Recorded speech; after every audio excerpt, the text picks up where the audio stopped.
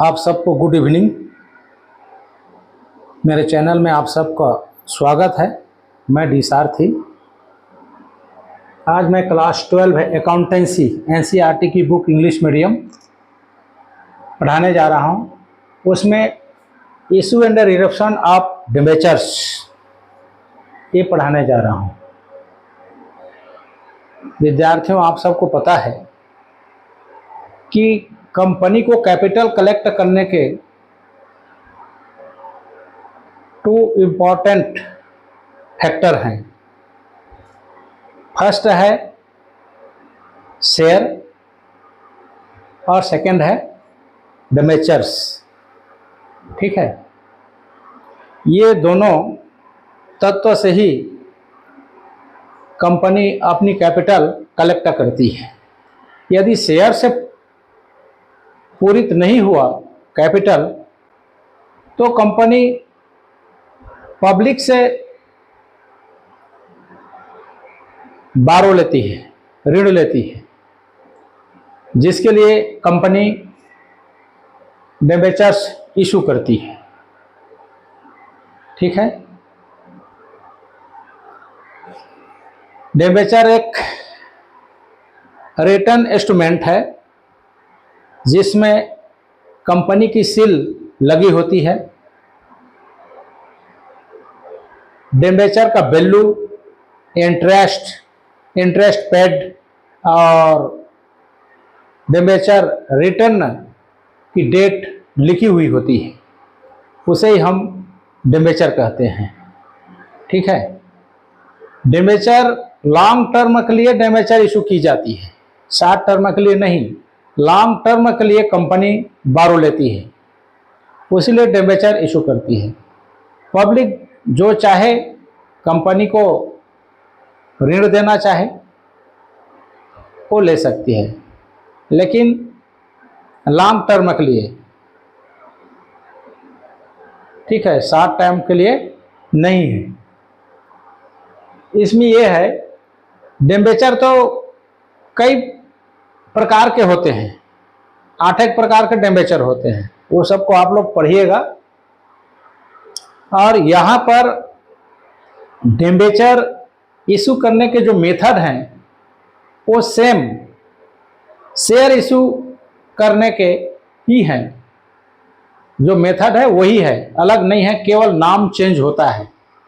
जहाँ पर share capital होना है वहाँ पर डिबेंचर, जहाँ पर शेयर एप्लीकेशन होना है वहाँ पर डिबेंचर एप्लीकेशन, जहाँ पर शेयर अलॉटमेंट होता है वहाँ पर डिबेंचर अलॉटमेंट। ठीक है, तो रूल वही है, अलग अलग रूल नहीं है। यहाँ पर भी डिबेंचर को कंपनी 3 वैल्यू पर इशू कर सकती है। एक तो at par value, at premium value और एट डिस्काउंट वैल्यू। ये तीनों के बारे में मैंने आप लोगों को बता रखा है। किसमें? इशू ऑफ शेयर में। तो एट पार का मतलब है यदि डिबेंचर का वैल्यू 10 है तो इसे 10 रुपीज़ में ही पब्लिक को इशू करना। यदि 10 रुपीज़ वैल्यू है डिबेंचर का तो उसे 15 रुपीज़ में पब्लिक को इशू करना, तो 5 रुपीज़ प्रीमियम बनेगा। 10 वैल्यू है डिबेंचर का तो उसे 8 रुपीज़ में पब्लिक को इशू करना, तो 2 रुपीज़ डिस्काउंट होगा। ये तीनों वैल्यू पर वो करती है। जैसा कि शेयर में आपको मैंने बताया है, इशू ऑफ शेयर में, तो जैसे जैसे इनकी एंट्री होती है शेयर इशू में, वैसे ही एंट्री यहाँ होती है, नाम केवल चेंज होता है, प्रीमियम वही, डिस्काउंट वही। ठीक है, यहाँ पर भी ओवर सब्सक्रिप्शन होता है, अंडर सब्सक्रिप्शन होता है। यहाँ पर कॉल इन एरियर होता है और कॉल इन एडवांस भी होता है। सारे रूल वही हैं, अलग नहीं, सेम है, सेम, बस डिफरेंट है। तो शेयर का फॉरफीचर होता है, बट डिबेंचर का फॉरफीचर नहीं होता। डिबेंचर होल्डर कंपनी के क्रेडिटर होते हैं, जबकि शेयर होल्डर कंपनी के ओनर होते हैं। ठीक है। डिबेंचर हमेशा परसेंट में व्यक्त होती है, परसेंट में ही शो होता है। इसका अर्थ ये होता है, उसका मीनिंग ये होता है कि जितना परसेंट लिखा हुआ है ईयरली, उतना इंटरेस्ट, उतना परसेंट इंटरेस्ट कंपनी डिबेंचर होल्डरों को देती है। ठीक है। इंटरेस्ट उनको देना जरूरी है, कंपनी को प्रॉफिट हो या लॉस हो, डिबेंचर होल्डरों को कोई मतलब नहीं है। ईच 6 मंथ पर कंपनी डिबेंचर होल्डरों को इंटरेस्ट का पेमेंट करती है।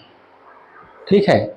मैं अभी आप लोगों को इशू ऑफ डिबेंचर से रिलेटेड जनरल बता रहा हूं। इशू ऑफ डिबेंचर से रिलेटेड मैं बता रहा हूं। शेयर इस केस कंसिडरेशन पर इशू शेयर होता है, यहां पर भी केस कंसिडरेशन पर डिबेंचर इशू होता है। दूसरा, अदर देन कैश पर शेयर इशू होता है, यहां पर भी अदर देन कैश पर डिबेंचर भी इशू होता है। ठीक है। दूसरा, जब केस कंसिडरेशन पर डिबेंचर इशू होता है तो यहां पर भी दो तरीके हैं। If whole amount is received in one install, माने एक ही बार में पूरे डिबेंचर की अमाउंट ले लेना, कंपनी द्वारा एक ही बार में डिबेंचर के वैल्यू को वसूल कर लेना, तो उसकी एंट्री होती है bank account debit to debenture application and allotment account, application money received. उसके बाद उतने को ही अलॉट करेंगे, जितने आए एप्लीकेशन उतने को ही अलॉट करेंगे, उसकी एक एंट्री होती है debenture application and allotment account debit to debenture account, application money transfer to debenture account. बस ये दो एंट्री होते हैं, वन स्टॉल में दो एंट्री होते हैं, उससे ज्यादा नहीं। ठीक है। दूसरा, कैश कंसिडरेशन में if debenture amount received installment, यदि कई इंस्टॉलों पर लेता है, जैसे कि हमने शेयर पर पढ़ा है, some amount application, some amount allotment, some amount call, तो उसी पर है। यदि एप्लीकेशन मनी रिसीव्ड होता है तो bank account debit to debenture application account, और एप्लीकेशन मनी को ट्रांसफर करेंगे डिबेंचर अकाउंट में, तो उसकी एंट्री है debenture application account debit to debenture account. इसके बाद डिबेंचर का अलॉटमेंट करेंगे डिबेंचर होल्डरों को, तो debenture allotment account debit to debenture account. ठीक है। Amount due on allotment, allotment के अब अमाउंट रिसीव्ड होंगे तो bank account debit to debenture allotment account, allotment money received. इसके बाद कॉल आएंगे, कॉल दो तीन तरह से होंगे, आपको जोड़ करके लिखना है, मैं एक ही बार लिखा हूं। Debenture call account debit to debenture account, amount due on call money, फिर कॉल का अमाउंट रिसीव्ड होगा तो bank account debit to debenture call account. ठीक है। इस तरह से ये एंट्री होती है, और इससे रिलेटेड मैं आपको एक दो क्वेश्चन आपको बता रहा हूं। ठीक है।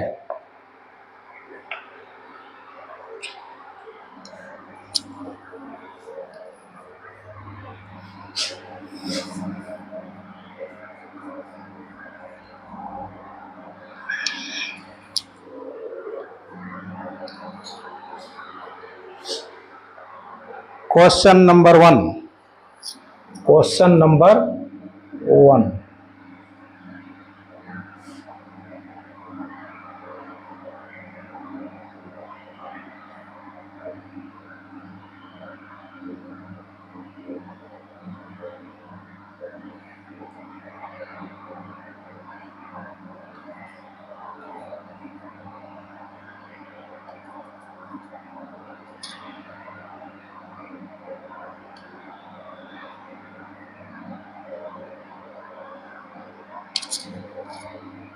ये डेट पार्टिकुलर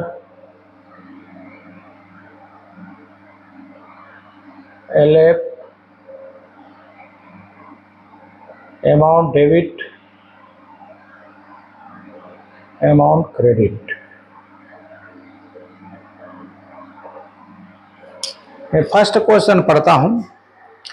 जी लिमिटेड, ये listed company, issued 75 lakh 6% debentures of ₹50 each at par, payable ₹15 on application and ₹35 on allotment, redeemable at par after 7 years from the date of issue of debentures. Record necessary entries in the books of company। यहां हम लोग लिखेंगे in the books of G limited company journal. ठीक है, तो ये install में मांगा है, इसलिए सबसे पहले होगा हमारा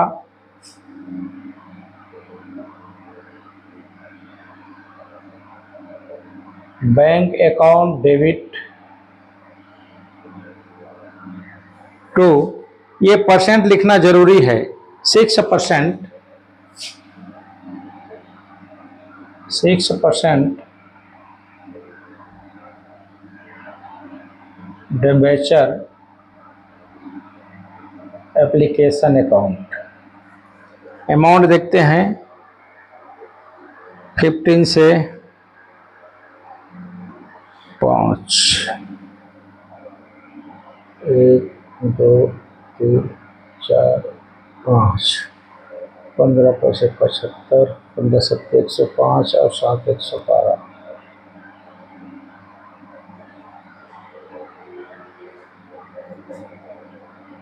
11,50,00,000 अमाउंट होता है। 11 नहीं, 1,12,00,000, 1,12,50,00,000, 17,000, 10,000, लाख, 5 लाख है, 11,25,00,000, 11,25,00,000, 11,25,00,000 रुपये बनते हैं। यहाँ लिखेंगे application money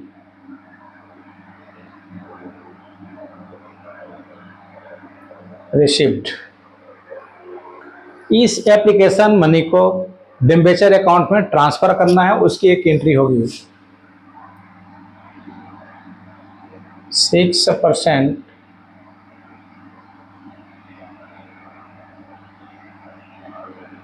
debenture application account debit to 6%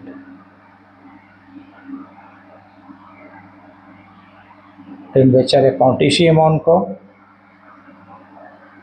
11,25,00,000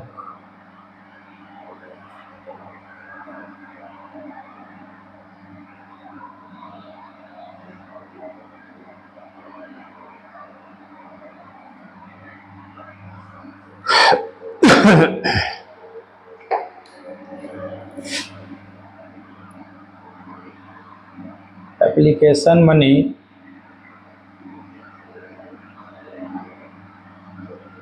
transfer to debenture account, ऐसे होगा। ठीक है, 6% debenture application account debit to 6% debenture account, 11 crore 25 lakh, 11 crore 25 lakh. Third होगा अलॉटमेंट का, 6%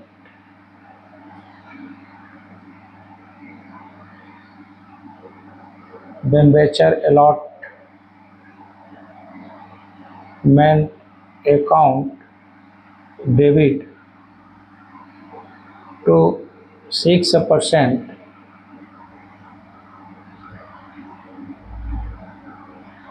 डिबेंचर अकाउंट। ये है 35 रुपीज़ का, 35 का कितना होगा?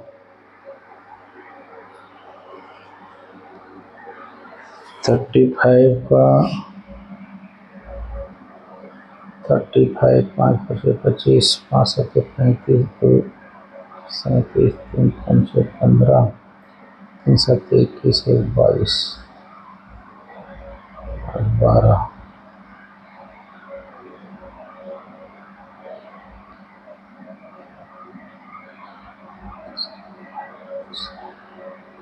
26 crore 25 lakh.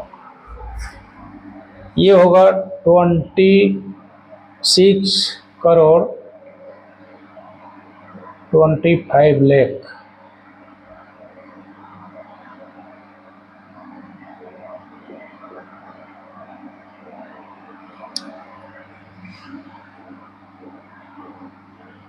Amount due on allotment. ठीक है, 6% debenture allotment account debit to 6% debenture account. फिर होगा bank account debit to 6%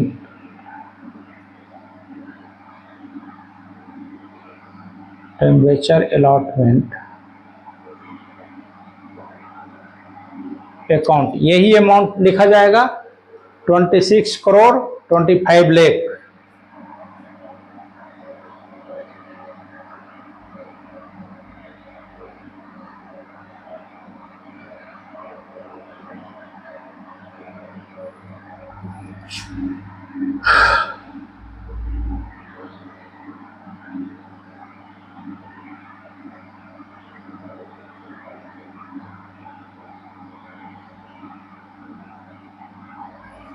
allotment amount received, इस तरह से आपका ये सवाल बनता है। ठीक है, ऐसे ही बनेंगे bank account debit to 6% debenture application account, फिर debenture application account debit to 6% debenture account, 6% debenture allotment account debit to 6% debenture account, फिर amount received on bank account debit to 6% debenture allotment account. ऐसे आपका होगा। इसके बाद हम total कर सकते हैं 1 2 3 4 5, 5 5 10, 5 15, 5 20, 4 2 6 2 8 2 10, 10 7 6 13, 14 15,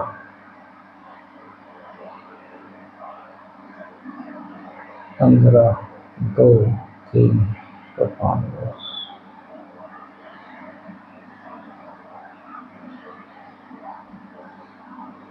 75 करोड़ 75 करोड़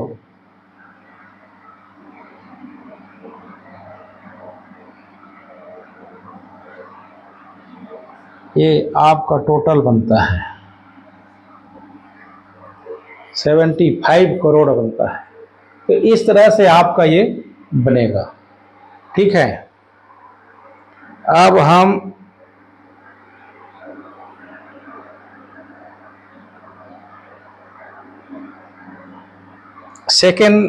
सेकंड सवाल भी वैसे ही बनेगा। मैं अभी 3 नंबर क्वेश्चन को पढ़ रहा हूं। ये limited issued 10% debentures of ₹100 each at a premium of 5% payable as follow: ₹10 on application, ₹20 along with premium on allotment, and balance on first and final call.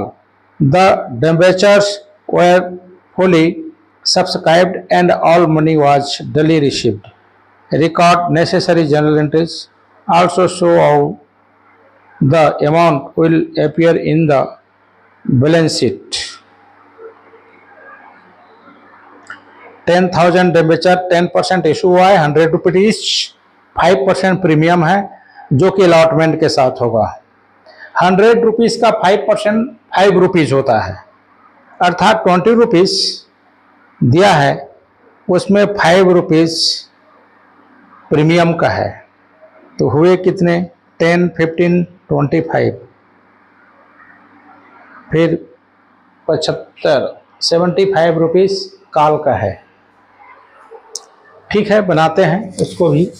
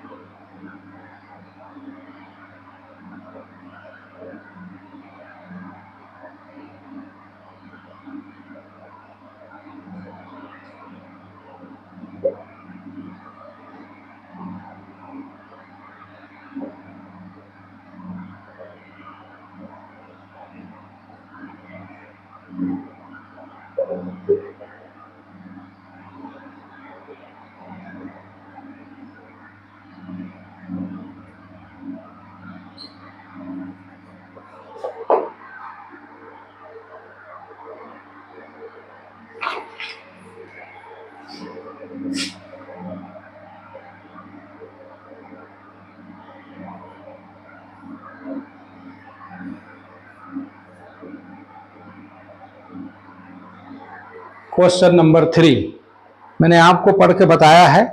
ये limited issued 10,000 share 10% debenture of 100 each at a premium of 5% payable ₹10 on application. Application के लिए bank account debit to 10% debenture application account 1 lakh होगा। कितना होगा? 1 lakh.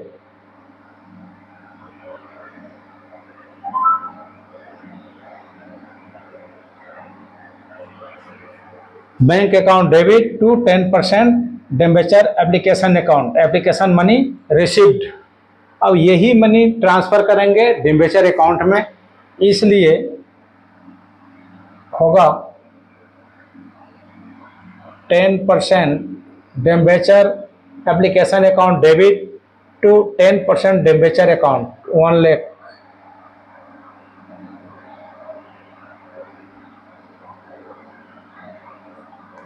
Application money transfer to debenture account. इसके बाद allotment है।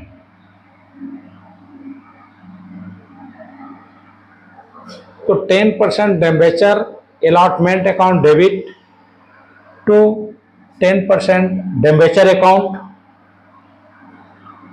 To 10% debenture premium account. Premium का accounting credit होता है, मैंने आपको शेयर कैपिटल में पढ़ा रखा है, वही एंट्री यहाँ होना है। 10% debenture allotment account debit to 10% debenture account to 10% debenture premium account. ये 20 रुपीज़ का है, तो 22 लाख, ये हो जाएगा 2 लाख। और ये हो जाएगा 1,50,000 रुपीज़। ये हो जाएगा 5 रुपीज़ के हिसाब से 50,000 रुपीज़, क्योंकि 15 रुपीज़ शेयर का रेट है, इंस्टॉल है, प्रीमियम 5 रुपीज़ प्रीमियम है।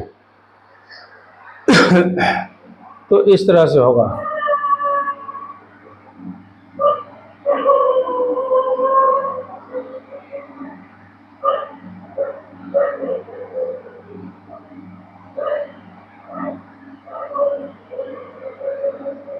फिर होगा bank account debit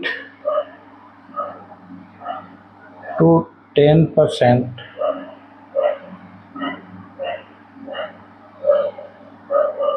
debenture allotment. 2 lakh rupees मिलेंगे।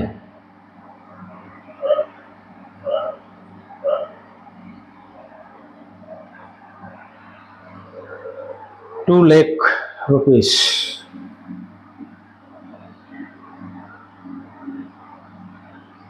allotment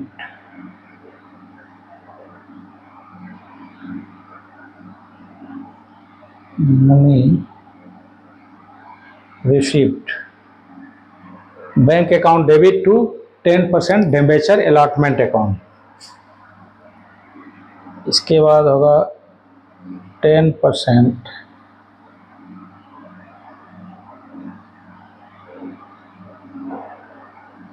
debenture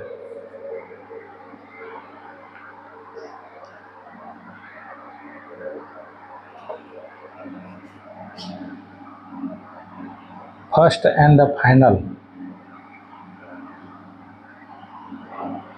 call account debit to 10%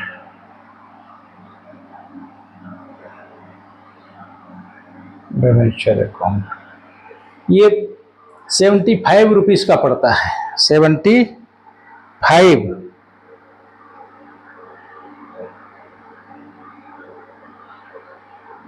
$7,50,000।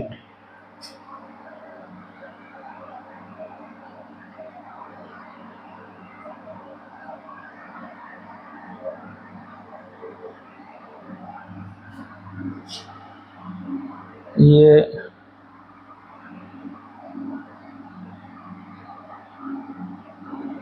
Call money due, ये अमाउंट भी मिले तो यहाँ होगा bank account debit to 10%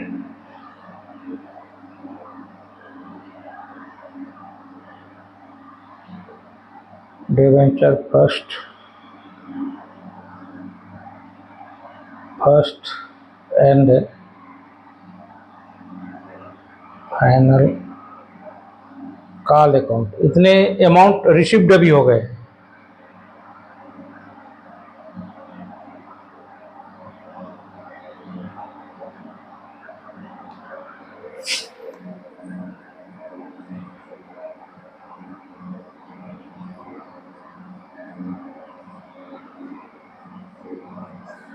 call money received bank account debit to 10% debenture first and the final call account, right. ठीक है, अब हम इसका टोटल कर देंगे। तो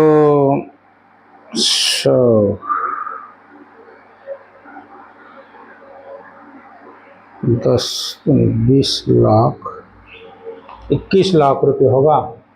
2 3 4 2 6 6 7 13 7 20 21 21 लाख।